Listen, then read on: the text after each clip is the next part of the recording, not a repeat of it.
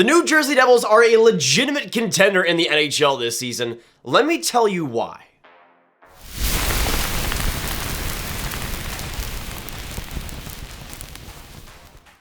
Hello guys, and welcome to the first edition of Grav's Spicy Takes, where every single week I go through one strong opinion of mine throughout the NHL. Today we're focusing in on the New Jersey Devils and them being a serious playoff contender. Of course, with their 10-game winning streak, are they for real? Are they Stanley Cup contenders? Well, we're going to go through the entire team breakdown, everything so far, so watch till the end and subscribe for more hockey content just like this. Now, the first thing that strikes me about the 13-3-0 New Jersey Devils is the progression in the young forward core, with the big three of Jesper Bratt, Jack Hughes, and Nico Hischier all firing on all cylinders, and especially with Jesper Bratt being the best player in the NHL. Naturally, he right now has 21 points in his first 16 games, is going to get paid in the offseason, but the Devils are definitely enjoying it while it lasts. Now, you of course have Jack Hughes on an 18-point, 16-game played season so far, with Nico Hischier as well, with 17 points in 15 games, truly unlocking that first overall potential and being consistently healthy too.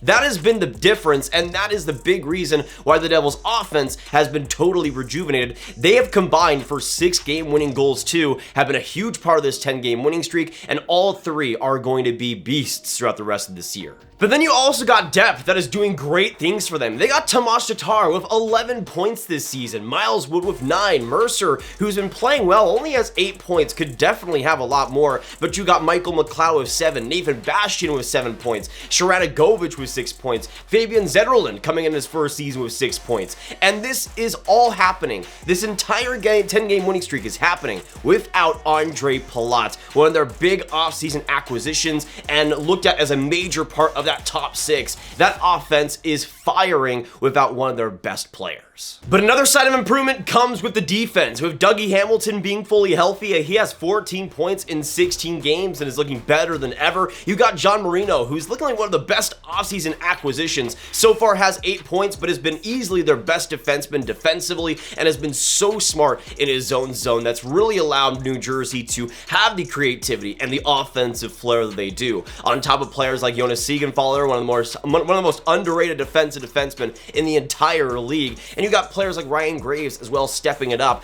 Even though New Jersey's defense isn't perfect, they're really getting it done, really gelling together, and that's created some amazing results for them. But easily the biggest difference for this New Jersey team comes with the goaltending. Last year, they were historically bad. They played 7 different goaltenders, and only one, in Jonathan Bernier, had a save percentage over 900 with a 902 in 10 games played. Simply put, it was atrocious. This year, though, even though they've still dealt with some injury issues, Vitek Vanacek has been a savior in net as the starter for New Jersey, with a 915 save percentage in 10 games, a 217 goals against average, and a 7-1-0 record. Simply being a good NHL goaltender has turned the Devils' goaltending from the worst to hopefully one of the better ones going into the future, and if that holds, the Devils won't just be a playoff team, but will have a pretty balanced spread, and especially come playoff time, that'll be heavily important.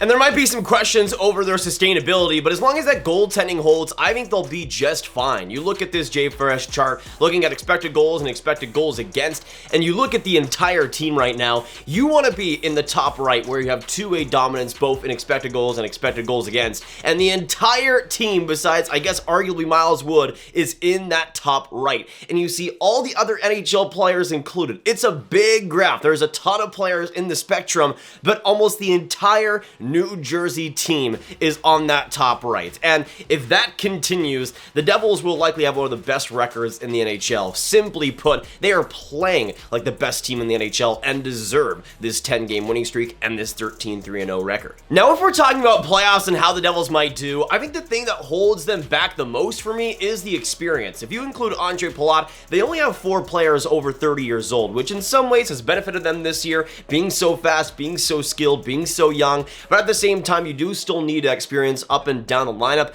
and that could result in maybe an earlier exit than they would like.